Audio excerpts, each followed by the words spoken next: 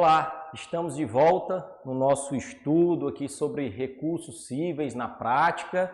Nós já fizemos aí toda a análise inicial sobre a teoria geral dos recursos, passamos já pelo recurso de apelação e chegamos agora ao recurso de agravo de instrumento.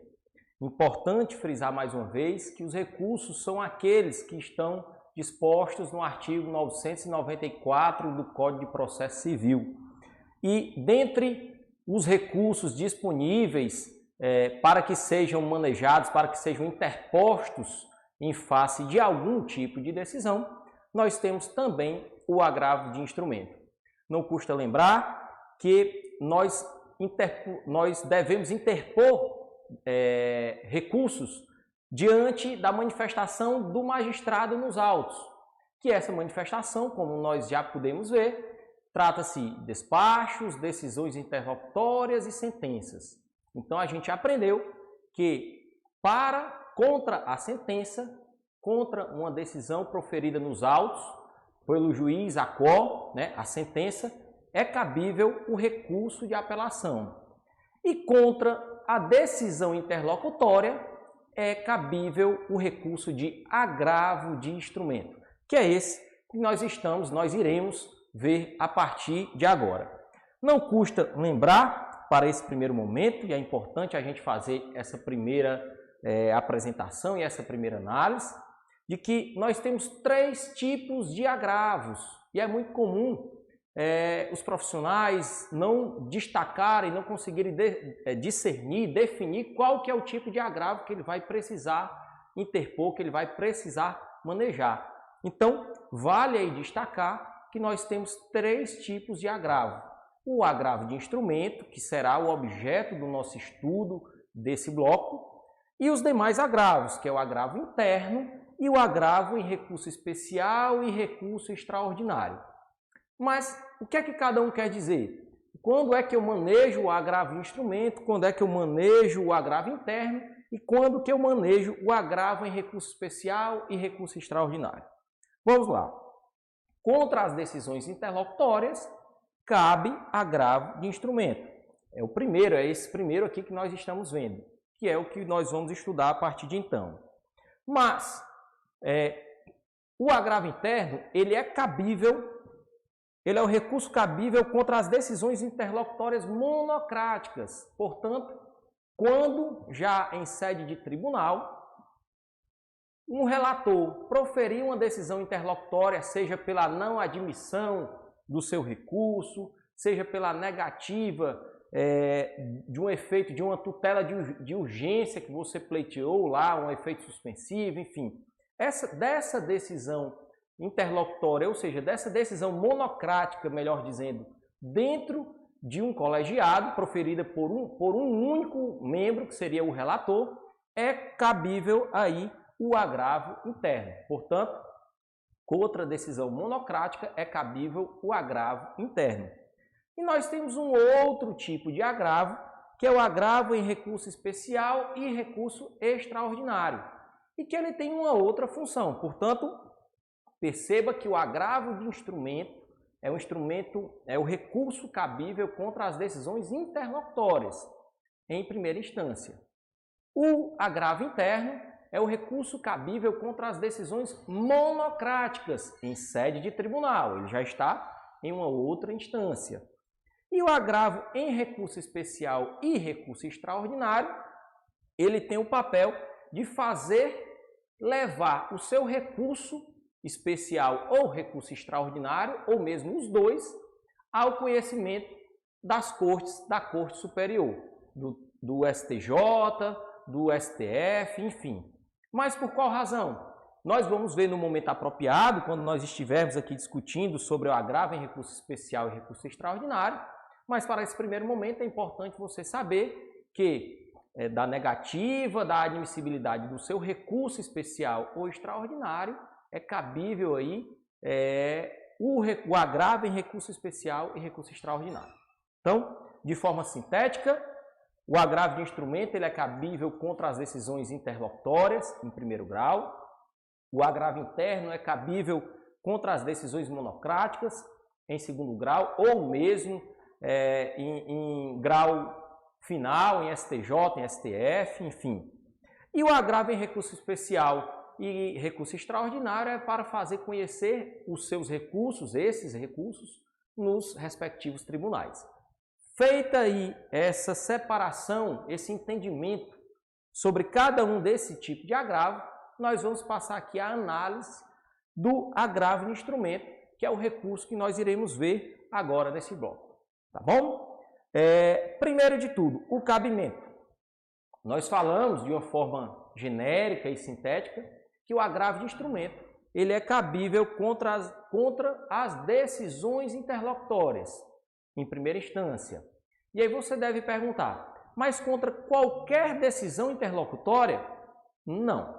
Aí a gente precisa analisar o artigo 1015 do Código de Processo Civil, que fala aqui, que vem falar sobre o cabimento do agravo de instrumento. Então, o artigo 1015 do Código de Processo Civil, ele fala o seguinte: cabe agravo de instrumento contra as decisões interlocutórias que versarem sobre. É aqui que você precisa observar. Cabe agravo de instrumento sobre decisões interlocutórias, mas apenas as que versarem sobre. E aí nós vamos ver a partir de agora. As decisões interlocutórias que tratem de tutelas provisórias, então o inciso 1º já diz, decisão interlocutória que trate de tutela provisória.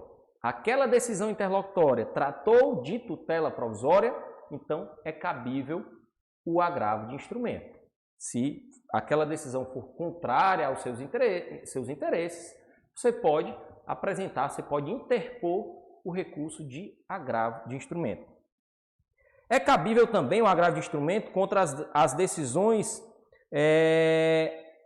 que versarem, as decisões interlocutórias que versarem sobre o mérito do processo. Portanto, se de repente, em juízo perfunctório, o magistrado ele profere uma decisão interlocutória que trate do mérito, ou seja, ainda não avançou, o processo não concluiu, ali não é uma sentença, mas tão somente uma decisão interlocutória, é cabível sim a rediscussão dessa decisão pelo Tribunal de Justiça por meio do agravo de instrumento. Também é cabível o recurso de agravo de instrumento contra as decisões interlocutórias que versarem sobre rejeição da alegação de convenção de arbitragem. Portanto, se a decisão versar sobre rejeição de alegação de convenção de arbitragem, é uma das possibilidades de cabimento do agravo de instrumento. Também que versarem sobre incidente de desconsideração da personalidade jurídica. Também sobre rejeição do pedido de gratuidade da justiça ou acolhimento do pedido da sua revogação. E é cabível o agravo de instrumento para as decisões interlocutórias que tratarem de exibição ou posse de documento ou coisa. E aí, o 1015 vai complementando: exclusão de litisconsorte, rejeição de pedido de limitação do litisconsórcio, admissão ou inadmissão de intervenção de terceiro, concessão, modificação ou revogação do efeito suspensivo aos embargos à execução, redistribuição do ônus à prova e outros casos que expressamente estejam referidos em lei. Então, para questões práticas, vamos levar para a prática. Se ocorreu uma decisão interlocutória, vai estar lá, o juiz, proferiu uma decisão interlocutória, vai constar lá, decisão interlocutória, e você vai avaliar. Se ela se enquadrar em qualquer dessas hipóteses, você pode discutir essa decisão no Tribunal de Justiça por meio do agravo de instrumento. Você pode discutir essa decisão no tribunal por meio do agravo de instrumento. Se não tiver dentro desse rol do artigo 1015, não é cabível a interposição do agravo de instrumento. E aí eu chamo a atenção, para quem já assistiu o nosso bloco anterior, que a gente falou sobre recurso de apelação, você vai lembrar que nós destacamos o seguinte: é cabível o recurso de apelação contra as decisões interlocutórias não agraváveis. Perfeito? Vou repetir. É cabível recurso de apelação contra as decisões interlocutórias não agraváveis. Então, trazendo aqui para a prática, se essa decisão interlocutória ela não estiver no rol do artigo 1015, ela é uma decisão interlocutória não agravável. Ela é uma decisão interlocutória, ela não deixa de ser, mas ela é não agravável. Portanto, você pode e deve discutir essa decisão tão somente no momento do recurso de apelação, ou seja, após a sentença, você vai discutir em recurso de apelação a sentença e a decisão interlocutória que ocorreu no curso do processo não agravável. E aí eu vou tentar trazer aqui um desenhozinho.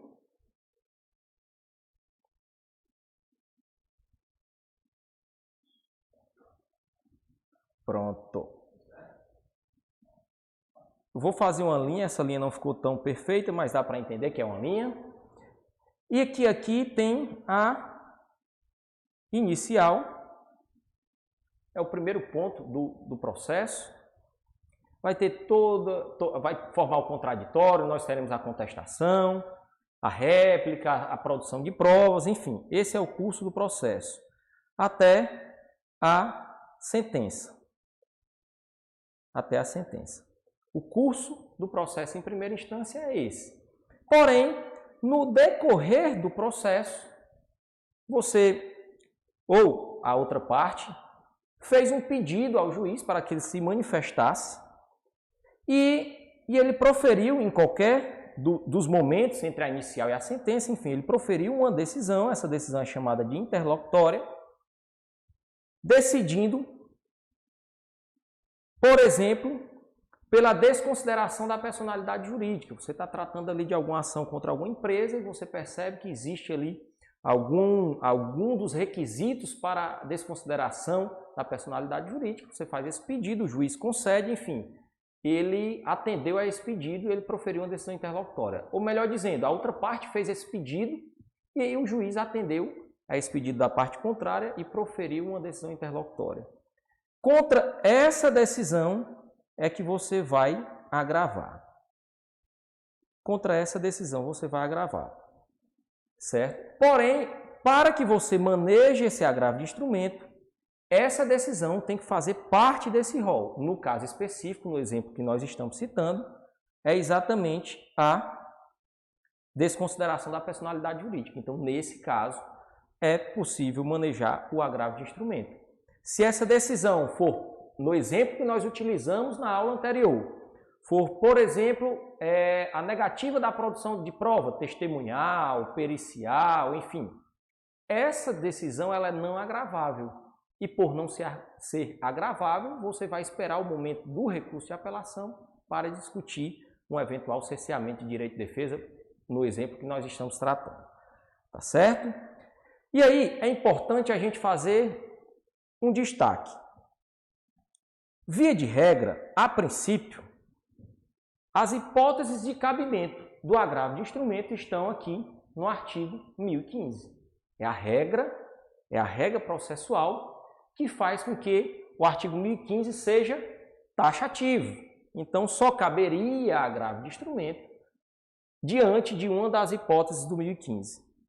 Contudo, nós temos um precedente do Superior Tribunal de Justiça que discutiu no ano de 2018, uma discussão já um pouco mais antiga, mas em 2018 foi consolidada a decisão no recurso especial 1.704.520, que teve a relatoria da ministra Nancy Andrighi, a taxatividade mitigada. Portanto, o artigo 1015 ele é para ser taxativo, a gente não pode, não deveria inovar.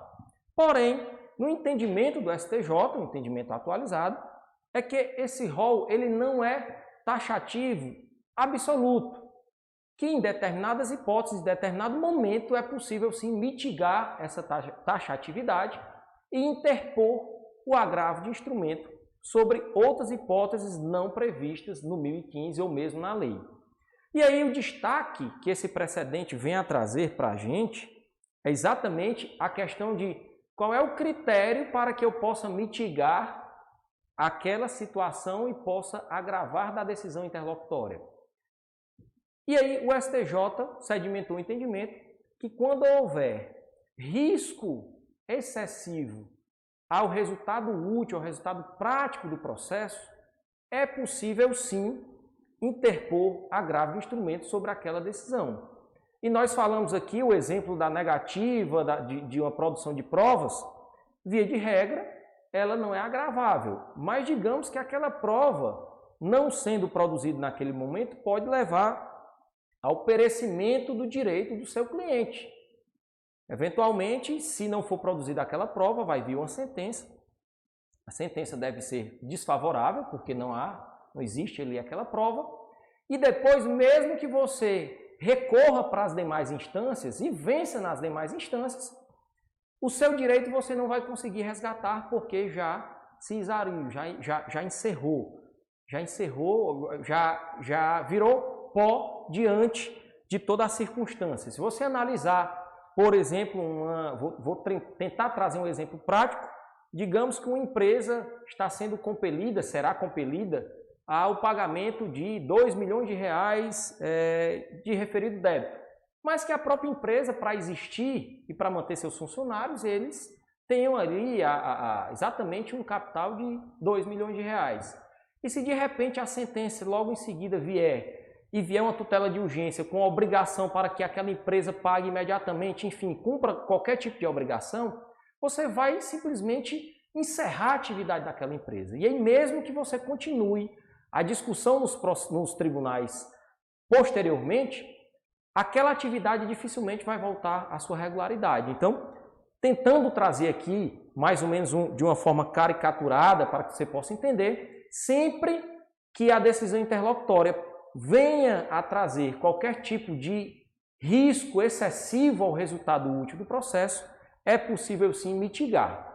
E aí, a dica que eu deixo aqui para vocês, se aquela decisão não faz parte do rol do artigo 1015, mas implica em um risco excessivo ao seu cliente, no momento da interposição do recurso de agravo de instrumento, você tem que destacar um primeiro tópico só para justificar o que seria esse risco.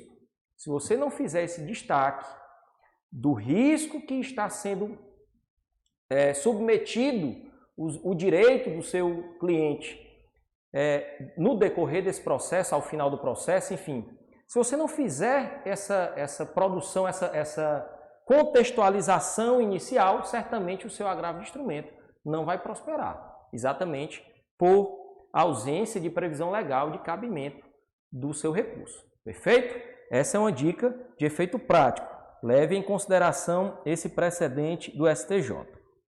E aí também tem um outro destaque, que é o parágrafo único. Também caberá agravo de instrumento contra decisões interlocutórias proferidas na fase de liquidação de sentença ou de cumprimento de sentença ou processo de execução e no processo de inventário. Então, aí eu faço aqui algumas observações relevantes para o agravo de instrumento. Quais seriam essas observações? Primeiro ponto.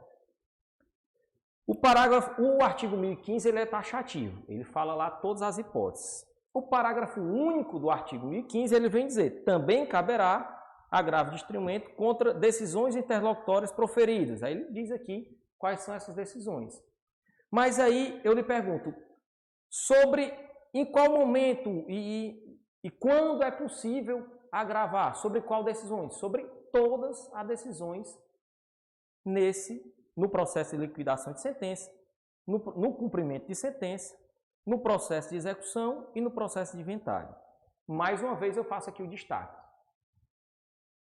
Quando ocorrer qualquer dessa circunstância, liquidação de sentença, cumprimento de sentença, processo de execução ou processo de inventário, essas 4 hipóteses, todas as decisões interlocutórias nessas 4 hipóteses, nesses 4 procedimentos, elas são agraváveis.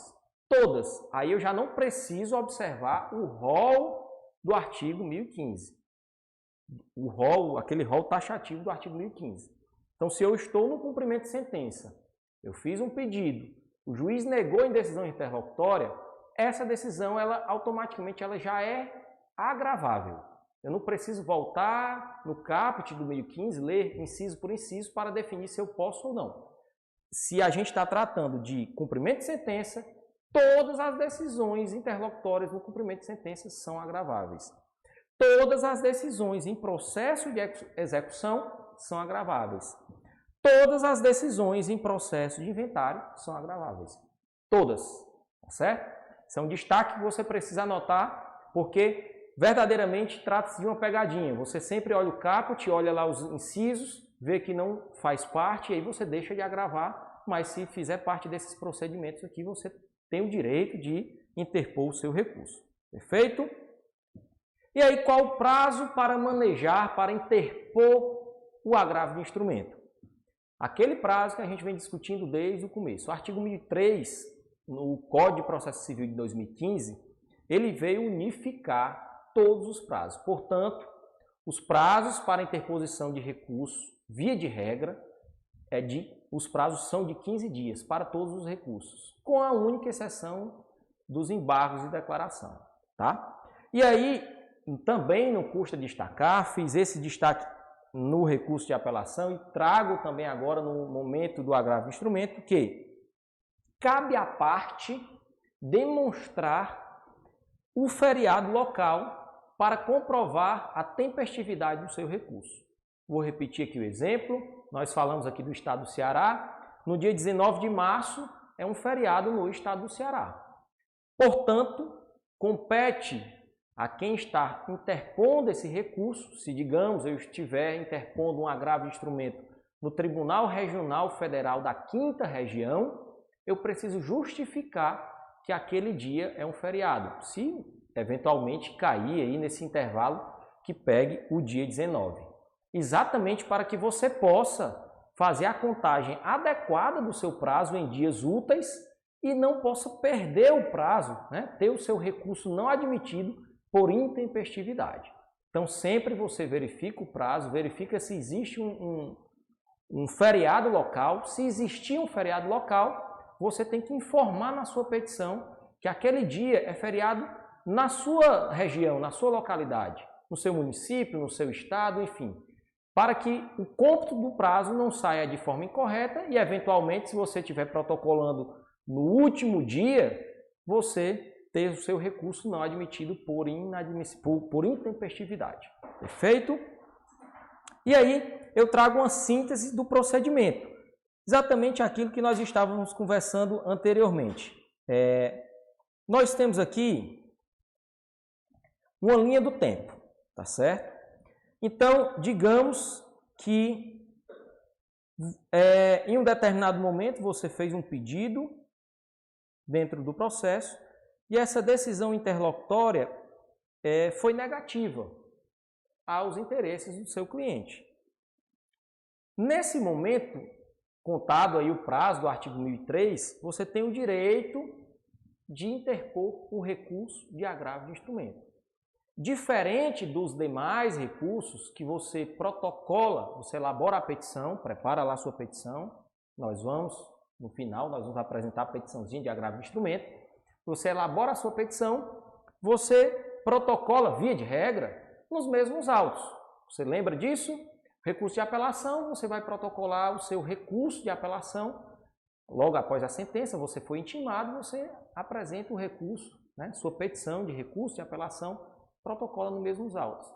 Forma o contraditório e em seguida manda tudo para o Tribunal de Justiça. Essa é a regra. Porém, o recurso de agravo de instrumento ele é diferente. Quando existe essa decisão interlocutória no processo, esse processo ele não para. Essa linha do tempo que nós traçamos aqui, ela não vai parar. Então, existe uma decisão interlocutória, o juiz ele vai seguir. Se tiver ainda prazo para contestação, ele vai abrir prazo. Se tiver instrução processual, ele vai designar instrução processual. Enfim, ele vai seguir normalmente a linha do tempo desse processo, dentro destes autos, tá ok? Seja físico, seja eletrônico, o processo vai seguir normalmente. Só que você tem aqui uma decisão interlocutória, não é isso? Uma decisão interlocutória. E dessa decisão interlocutória, você quer interpor um agravo de instrumento.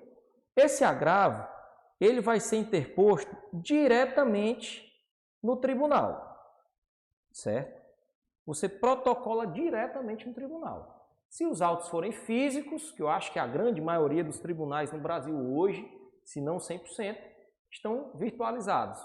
Se for físico, eu acho pouco provável, você vai apresentar o seu recurso de maneira física no protocolo do tribunal e o tribunal vai dar seguimento, vai distribuir aquele seu recurso. Sendo virtual, que eu acredito ser a regra desse momento de 2021, você vai protocolar no sistema eletrônico apropriado daquele tribunal, indicando que é um agravo de instrumento. Portanto, ele entra no Tribunal de Justiça como se fosse uma inicial, digamos assim. Ele vai receber a sua petição de agravo de instrumento, com todos os documentos adequados, pertinentes ao agravo de instrumento, nós vamos ver aqui, e, além disso, as custas processuais. Então, o seu recurso vai ser protocolado diretamente no tribunal. Então, vai ganhar um novo número? Sim, é o mesmo processo, a gente está falando de um único processo, mas com o protocolo do agravo de instrumento, como se trata aí de autos apartados, o agravo de instrumento vai ganhar um número próprio no tribunal e o seu processo em primeira instância vai seguir. Enquanto não houver qualquer decisão modificativa ou mesmo um efeito suspensivo da decisão interlocutória, o juiz ele não precisa se preocupar com o que está acontecendo no tribunal, ele vai seguir normalmente o curso processual. O agravo ele não vai atrapalhar, não vai ter o efeito obstativo, tá certo? Nós vimos na primeira aula sobre a questão dos efeitos, o agravo de instrumento não vai causar esse efeito obstativo ao processo ou mesmo à decisão. Então, enquanto não houver esse processamento no tribunal, vai acontecer dentro dessa linha do tempo o trâmite natural do processo. Mas a gente está aqui nos dedicando aqui a discutir agravo de instrumento. Então você protocolou o agravo de instrumento no tribunal e a partir do momento que você protocolou esse agravo de instrumento no tribunal, essa petição com esses documentos serão distribuídas, tá certo? Serão distribuídos. Isso vai ser distribuído para o relator daquele agravo de instrumento, né? O tribunal vai fazer o sorteio de quem seria o relator para apreciar, para conduzir a discussão sobre o seu recurso. Feita essa distribuição, o relator vai fazer o juízo de admissibilidade. Ele vai receber o seu recurso e a partir daquele momento ele vai verificar, olha, preciso analisar os requisitos intrínsecos e extrínsecos do seu recurso, para saber se eu posso adentrar o mérito. Se você não tiver preenchido, o recurso vai ser não conhecido, tá certo?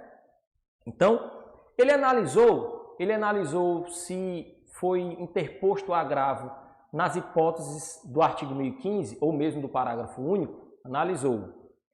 Ou ele analisou e se convenceu de que se trata da taxatividade mitigada, que foi aquilo que a gente falou do precedente do STJ, analisou e ficou convencido daquele risco que estava sendo submetido à parte no processo.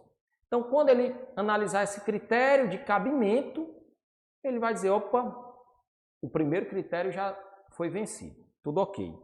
Agora, foram apresentados os documentos exigidos para o agravo de instrumento, nós já vamos falar sobre esses documentos, que aí é a formação do instrumento, né? Então, foi obedecido sim, foi analisado, foi juntado aos autos os documentos necessários ao manejo do agravo de instrumento. Pronto, perfeito.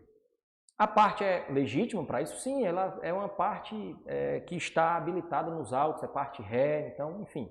Ou mesmo pode ser a parte autora, ok. Foi recolhido, as custas foram recolhidas, né? Está lá o comprovante do recolhimento das custas? Sim, tudo ok. Então, foi vencido ali esse primeiro momento sobre a questão da admissibilidade. Estando ok a matéria, a questão processual, o relator ele vai então dar continuidade à apreciação do seu recurso. Se você fez no agravo de instrumento o pedido de efeito suspensivo da decisão interlocutória, ou seja, lá existe uma obrigação de fazer, e você não quer fazer, então você vai pedir ao tribunal, olha, gostaria de que Vossa Excelência, né, o relator, pudesse apreciar as razões, o risco ao resultado útil do processo, a probabilidade do meu direito. Eu primeiro vou destacar, olha, tudo indica que essa decisão está inadequada, eu tenho direito ali a ser protegido. Então, a princípio, o relator pode, exatamente nesse momento, conceder o efeito suspensivo. E aí a decisão interlocutória, que foi proferida em primeiro grau, ela vai ficar suspensa, podendo até obstar, eventualmente, o curso processual. Tá ok? Digamos que a decisão interlocutória proferida em relação à produção de provas, você convenceu o tribunal de que existe um risco de dano grave ao resultado do processo, você requereu ali que fosse produzido sim, então você vai obstar, você vai devolver, o tribunal vai determinar que seja produzida aquela prova, por exemplo. Então, dentro desse exemplo que nós estamos trazendo, ou qualquer outro daquele do 2015, se houver o efeito suspensivo, aquela decisão não terá sua eficácia, não produzirá efeitos para as partes, tá ok? Mas o relator pode também não conceder o efeito suspensivo, então o curso do processo em primeira instância vai correr normalmente, tá ok? Quando o relator apreciar esse primeiro momento, a admissibilidade, avaliou sobre a questão do efeito suspensivo, ele vai para o mérito do agravo, tá certo? Ele vai para o mérito do agravo. E ele vai verificar se o agravo está, se o que foi alegado no agravo de instrumento, a questão meritória, faz sentido, se você tem direito a ser protegido. Se de repente alguma das hipóteses do 2015 está ali bem albergada, você demonstrou claramente o seu direito e você quer essa proteção.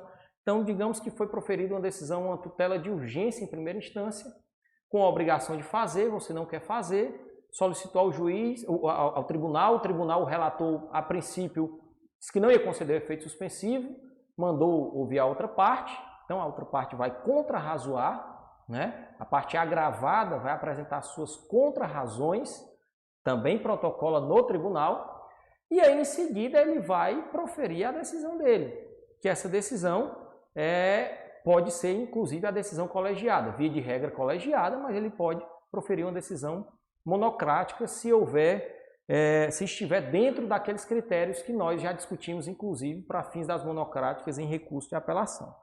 Perfeito? Então, intimada a parte agravada para as contrarrazões, ela vai protocolar a sua peça processual, né? Ela vai confeccionar lá a sua peça processual, que nós nominamos de contrarrazões, protocola no agravo do instrumento, ok? E aquele processo, aquele recurso fica maduro, fica preparado para ser realizado lá o relatório, né? Elaborado o relatório, em seguida incluído em pauta de julgamento, tá ok?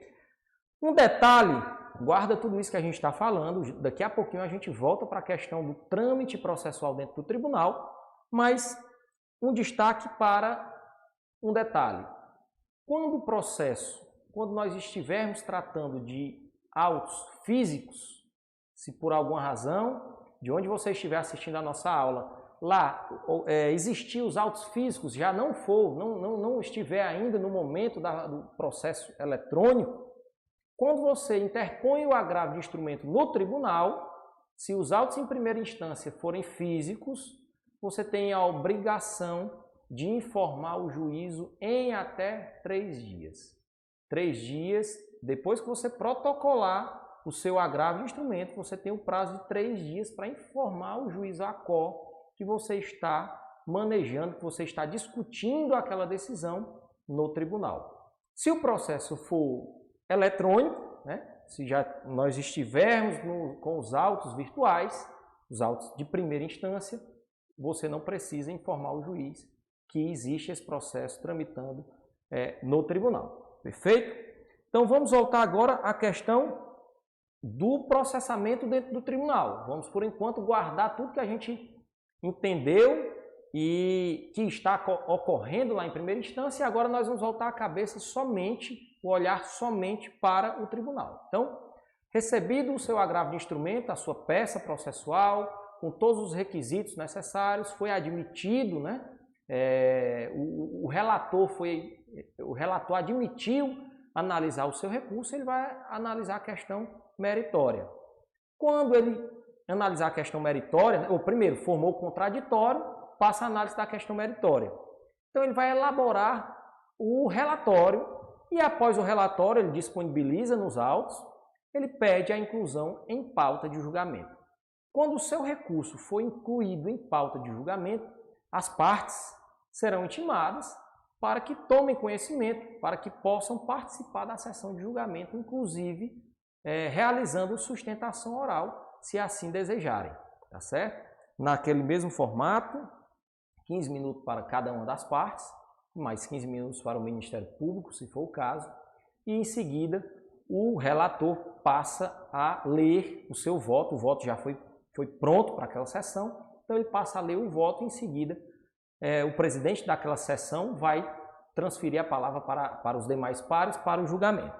Então, o artigo 1016 ele diz o seguinte: o agravo de instrumento será dirigido diretamente ao tribunal competente por meio de petição com os seguintes requisitos: nome das partes, a exposição do fato e do direito, as razões do pedido de reforma ou de invalidação da decisão e o próprio pedido, o nome e o endereço completo dos advogados constantes no processo. Isso daqui é crucial. Você precisa indicar o nome e o endereço completo dos advogados constantes no processo. Lembrem-se que o agravo de instrumento é um ato novo e que o patrono da parte contrária ainda não foi cientificado que você está discutindo no tribunal. Portanto, o tribunal precisa dar ciência ao patrono da parte agravada, aos advogados da parte agravada, para que eles possam se manifestarem nos autos, tá ok? Então, você precisa identificar isso na sua petição. Mas aí você vai dizer, olha, a decisão interlocutória, ela foi proferida inaudita altera pares, ou seja, não foi, eu protocolei a minha inicial, o juiz já negou de pronto e não houve a formação do contraditório ainda. Não existe advogado habilitado nos autos pela parte contrária. Não houve ainda essa oportunidade. Você vai esclarecer no seu agravo de instrumento exatamente esse fato, que a decisão foi proferida inaudita altera pares, ou seja, sem a oportunidade de ouvir a outra parte, foi proferida já de imediato, e aí você explica que não existe ainda advogado habilitado nos autos. O 1017 vai dizer: a petição de agravo de instrumento será instruída obrigatoriamente. É sobre isso que eu destaquei, que nós falamos agora há pouco. O juízo de admissibilidade, ele passa a partir daqui do 1017, para verificar se você cumpriu com todos esses requisitos. Primeiro, se você do 1016 e 1017, perdão. O 1016 ele já fala da questão da indicação dos advogados. Perfeito, compreendemos.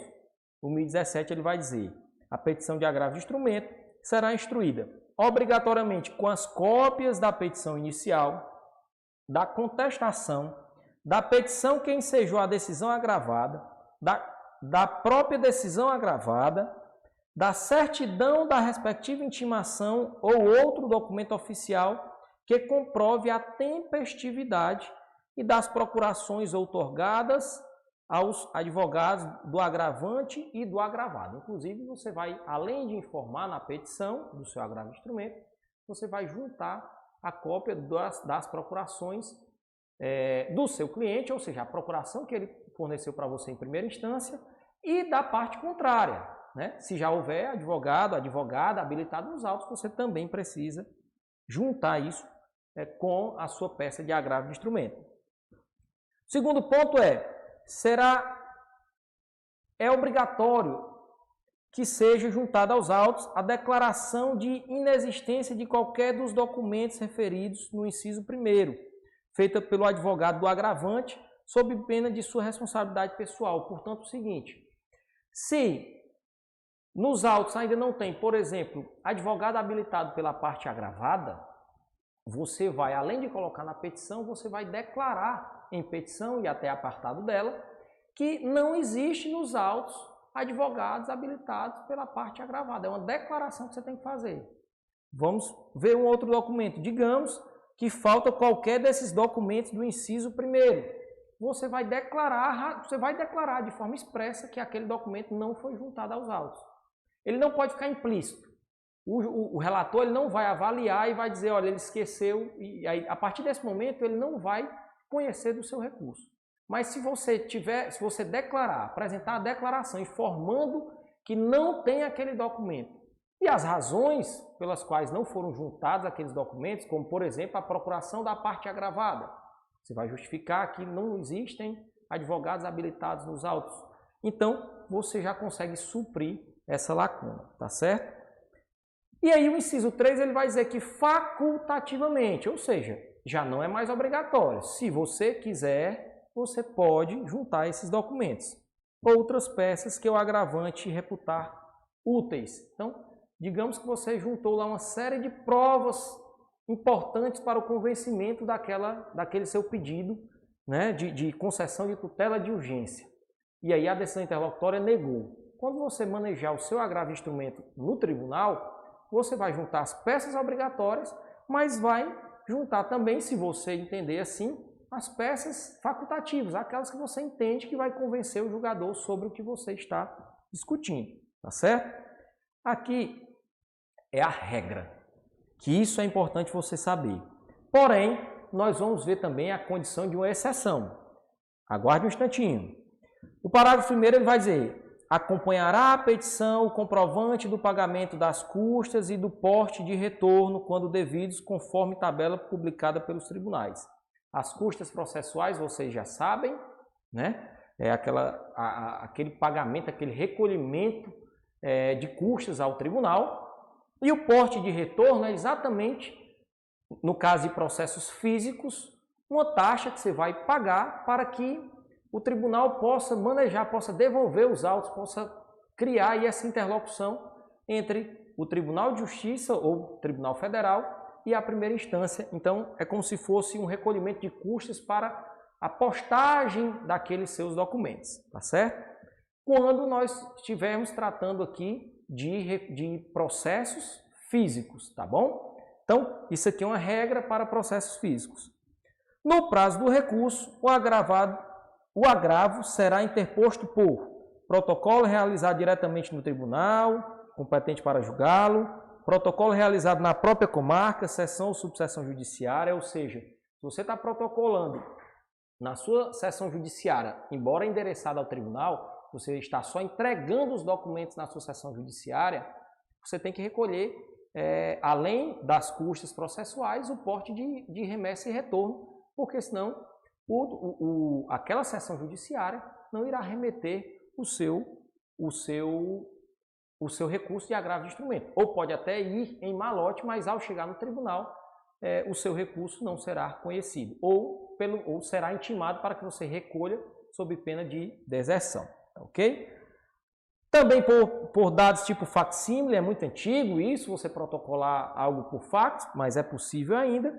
E a outra forma prevista na lei, é muito comum hoje o protocolo via e-mail, né? Os tribunais hoje já estão editando normas para receber aí os protocolos também via e-mail, tá bom?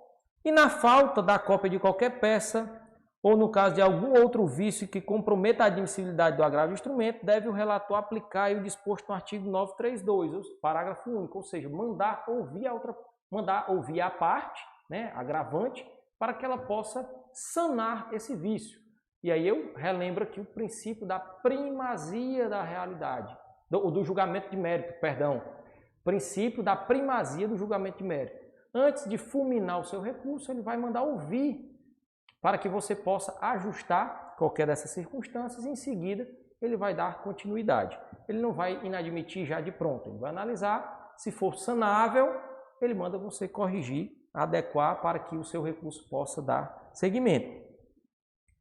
Parágrafo 4º vai dizer: se o recurso for interposto por sistema de transmissão de dados, tipo facsímile ou similar, as peças devem ser juntadas no momento de protocolo da petição original. Se você faz o protocolo via fax, você vai remeter a petição original com os demais documentos ao tribunal, via correios, enfim. Aquele protocolo via fax é mais um sentido de você salvaguardar o seu prazo. Hoje é o último dia de prazo, você não quer perder. A forma como você tem de remeter é via fax, então você vai passar, vai transmitir via fax, vai ter um prazo aí de 5 dias para remeter os seus documentos ao tribunal. E aí, o destaque mais importante. Eu tratei até agora da regra para que vocês possam entender o contexto geral. Porém, a exceção é de suma importância para o que nós estamos discutindo. Se, sendo eletrônicos os autos do processo, dispensam-se as peças referidas nos incisos 1 e 2 do caput, facultando-se ao agravante anexar outros documentos que entender úteis para a compreensão da controvérsia. Portanto, todas as peças obrigatórias que nós falamos no inciso 2, no inciso 1 do artigo 1017, todas essas peças obrigatórias elas são dispensadas, né, para que sejam anexadas ao seu agravo quando estivermos tratando de processo de autos eletrônicos, ok? Porém, muito importante, sempre que você tomar uma decisão pela exceção, anote, sempre que você tomar uma decisão pela exceção, você precisa informar na sua petição que você tomou aquela decisão na sua peça processual. Portanto, dentro da sua peça de agravo, você vai informar que você deixou de juntar as peças obrigatórias porque se trata de processo eletrônico, nos termos do parágrafo 5º do artigo 1017. Você informa lá. Por oportuno, textozinho mais ou menos assim. Por oportuno, deixo de recolher, deixo de juntar, de anexar os autos ao agravo de instrumento, ao recurso de agravo de instrumento, as peças obrigatórias, tendo em vista tratar-se de processo eletrônico, conforme previsão do parágrafo 5º do artigo 1017. Pronto, você já deixa lá expresso, que aí na hora que o relator estiver lendo, ele vai, o processo é eletrônico em primeira instância. Aqui também no tribunal é eletrônico, então tem razão para juntar todas as peças novamente. Perfeito? Recebimento e efeito do agravo de instrumento, certo? O agravo de instrumento, como a regra indica, ele não tem efeito suspensivo, tá? Então, recebido o agravo de instrumento no tribunal e distribuído imediatamente, se não for o caso da aplicação do artigo 932, ou seja, mandar ouvir o agravante para ajustar, para apresentar qualquer tipo de comprovante, enfim, documentos, se tiver tudo dentro da regularidade de admissibilidade, após essa distribuição e essa análise, o relator, no prazo de 5 dias, poderá atribuir efeito suspensivo ao recurso ou deferir, em antecipação de tutela, total ou parcialmente, a pretensão recursal, comunicando ao juiz a sua decisão. Portanto, o agravo ele não tem efeito suspensivo, mas você apresentou o seu agravo de instrumento, justificou lá a necessidade do efeito suspensivo ou fez mesmo um pedido de tutela, de urgência. Então, o relator pode tomar essa decisão e após essa decisão ele vai informar o juiz de origem, vai oficiar o juiz a qual para que tome ciência da decisão do tribunal por meio da relatoria e cumpra essa decisão. Perfeito? O relator também poderá, ordenará a intimação do agravado pessoalmente, por carta com aviso de recebimento, quando não tiver procurador constituído nos autos. Esse é o caso aqui que nós estávamos falando. A decisão foi proferida inaudita alteras pares em primeiro momento. Por essa razão não existe ali advogado constituído nos autos e o relator vai então mandar intimar a parte agravada por carta para que ela tome ciência que existe essa decisão no tribunal. Ou pelo diário de justiça, ou por carta com aviso de recebimento dirigida ao seu advogado, se houver, habilitado nos autos, para que responda no prazo de 15 dias, facultando-lhe juntar a documentação que entender necessária ao julgamento do recurso. Portanto, da mesma forma que a parte agravante tem 15 dias para interpor o seu recurso, protocolar o seu recurso, a parte agravada sempre também terá o mesmo prazo para contrarrazoar. Então, todos os recursos, a parte tem 15 dias para apresentar suas razões, a parte adversa terá 15 dias para apresentar as contrarrazões. Ok? E o relator determinará a intimação do Ministério Público, preferencialmente por meio eletrônico, quando for o caso de sua intervenção, para que se manifeste no prazo de 15 dias também. Ok? E aí, feita e formada essa tríade processual, com as razões, as contrarrazões, enfim, foi analisado com efeito suspensivo ou sem efeito suspensivo, com tutela ou sem tutela, mas formou aí o contraditório, o seu recurso de agravo de instrumento encontra-se maduro para apreciação pelo respectivo tribunal. Então, o relator solicitará dia para julgamento em prazo não superior a 1 mês da intimação do agravado. Perceba, esses prazos do tribunal são prazos impróprios, portanto, é uma regra que deveria ser devidamente cumprida, porém, tanto a manifestação sobre a questão do efeito suspensivo, quanto mesmo essa questão da manifestação do prazo não superior a 1 mês, não invalida, certo, o prosseguimento do recurso de agravo de instrumento. Perfeito? Tá ok? E aí é cabível no agravo de instrumento, na sessão de julgamento do agravo de instrumento, a sustentação oral. Conforme nós falamos, 15 minutos para cada uma das partes, mais 15 minutos destinados ao Ministério Público.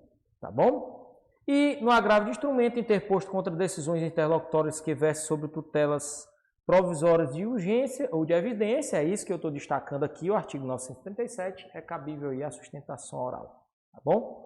Então, a gente passa agora a ver a nossa peça processual de agravo de instrumento, que nós vamos disponibilizar agora aqui para vocês e vai ficar para todos os nossos alunos, nossas alunas que estão matriculados neste curso de recursos cíveis na prática, tá ok? Um minutinho, vou travar aqui a câmera e o microfone para que a gente possa disponibilizar aqui o arquivo para vocês.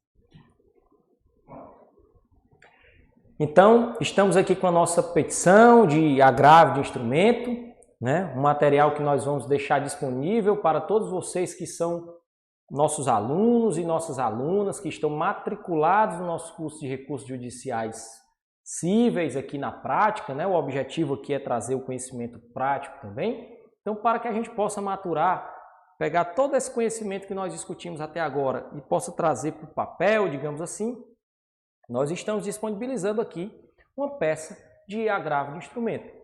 Lembrando para você que essa peça é uma peça indicativa, ela vem aqui trazer para você mais a ideia de uma construção, de uma petição, para que você possa entender como é que você vai elaborar o seu recurso. Porém, é claro que você, enquanto profissional zeloso e dedicado, vai analisar o conteúdo da peça e vai verificar o que é que se aproveita para o seu caso concreto, no dia a dia, ou mesmo vai adaptar para que sirva, que tenha algum tipo de aproveitamento para o seu trabalho, né? Não é simplesmente copiar e colar, porque aí não vai ser apropriado para o caso que você estiver tratando. Então aqui, mais uma vez, essa peça é indicativa, mas ela traz grandes elementos que podem contribuir com a maturação do seu conhecimento, trazer a questão teórica para a prática. Então o primeiro ponto que eu quero destacar aqui para você é exatamente o endereçamento. Excelentíssimo senhor doutor desembargador presidente do Tribunal de Justiça do Ceará, nós estamos no Ceará, estou citando como exemplo, mas você vai adequar ao seu estado ou mesmo se for um tribunal regional federal, você vai informar também. Vai colocar aqui o indicativo, que é um agravo de instrumento. Se existir pedido de efeito suspensivo, você destaca, via de regra, sim, então você já destaca que existe esse pedido para que o desembargador, né, relator, possa, ou o ministro, na verdade, desembargador, né, a gente está tratando aqui de agravo, para que o desembargador possa analisar a sua petição de agravo do instrumento. Tá ok? Então, o seu pedido de efeito suspensivo. Você vai informar qual o processo que se refere ao processo de primeiro grau, tá ok? a origem, a vara, a comarca, onde que está o seu processo de origem, o agravante e o agravado. Perfeito? Mais uma vez, você faz um indicativo, se tiver o efeito suspensivo, você apresenta para que o desembargador possa apreciar já de imediato o seu pedido, o processo, a vara, a origem, agravante e agravado. Aqui a qualificação, tá certo? A qualificação das partes, né? O indicativo, a disposição legal, artigo 1015 a 1020, tá bom? O pedido de urgência, né? Nessa folha de rosto, você já informa. Então, você vai preencher aqui os requisitos dessa petição, aqueles requisitos do 1016 e 1017. Né? O agravante informa que deixará de juntar as peças obrigatórias por tratar-se de autos eletrônicos, ou seja, aquilo que nós falamos.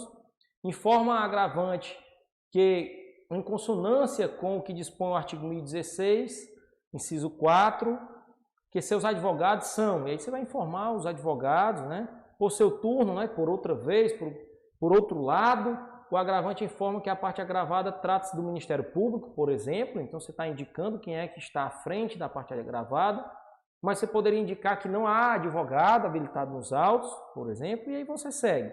E aqui você conclui a sua folha de rosto, essa folha inicial do agravo de instrumento, para que você possa, em seguida, tratar das razões do seu recurso. Então, você faz aqui seus cumprimentos ao tribunal, né, ao respectivo tribunal, o exemplo que nós estamos trazendo do Estado do Ceará, repete lá aquela questão preambular, né, a peça, o número do processo, vara de origem, agravante e agravado, e aí você passa as razões do seu recurso, tá? Analisando ponto a ponto. Primeiro, você destaca aí a questão da tempestividade, do preparo e do cabimento, né? Importante para que evite que o seu recurso não prospere pelos requisitos de admissibilidade. Então, você já destaca a questão do prazo, a questão do preparo, o recolhimento das custas, enfim, e o cabimento do referido recurso, tá ok? Em seguida, você vai para a sinopse fática, e aí você vai trazer todas as questões fáticas da sua petição inicial, ou mesmo da sua contestação, enfim, do mérito que você está discutindo, não é isso? As questões fáticas, você vai elencar aqui, discorrer. Lembre-se que o agravo de instrumento, ele é um recurso que está classificado dentro dos ordinários, portanto, ele é de livre discussão e fundamentação. Você pode discutir todo o aspecto, desde que se trate daquela decisão interlocutória, você pode discutir na sua peça, na sua petição de agravo de instrumento, ok? E aí você passa para a questão do direito. Você vai trazer aqui as teses que sustentam as questões fáticas que você trouxe aos autos. Então, digamos, você tem uma tese, tem 2 teses, 3 teses para aquela matéria que você está tratando, você vai distribuir quantas teses sejam importantes para esse momento. Lembrando que é importante você não deixar a sua petição tão longa. Não existe uma regra de quantidade de laudas, mas é importante que você não deixe uma petição cansativa para que o julgador não perca ali o interesse de ler o seu trabalho, ok? E para cada tópico, uma recomendação que nós fazemos, você vai fazer uma introdução, um parágrafo introdutório sobre a questão fática que tenha pertinência com o tópico, né, com aquela tese. Você vai trazer a fundamentação constitucional, a fundamentação infraconstitucional, destacar a jurisprudência e destacar o pedido para essa tese. Então você já traz aqui o pedido dentro desta tese. Você concluiu, você fez isso, você destacou matéria constitucional, infraconstitucional, vai demonstrar ao julgador que você está consciente do que você está fazendo, de como você está agindo, que você está consciente que aquele recurso que você está manejando está preparado para, se for o caso, até discutir nos tribunais, no STJ e no STF. Então, é de suma importância que você já faça aqui todo esse pré-questionamento, né? Discorrer sobre essa matéria, até mesmo para que evite depois seu recurso especial ou recurso extraordinário, manejado mais à frente, não ser conhecido por supressão de instância. Dizer, olha, você não alegou isso na instância inferior, por que está trazendo agora?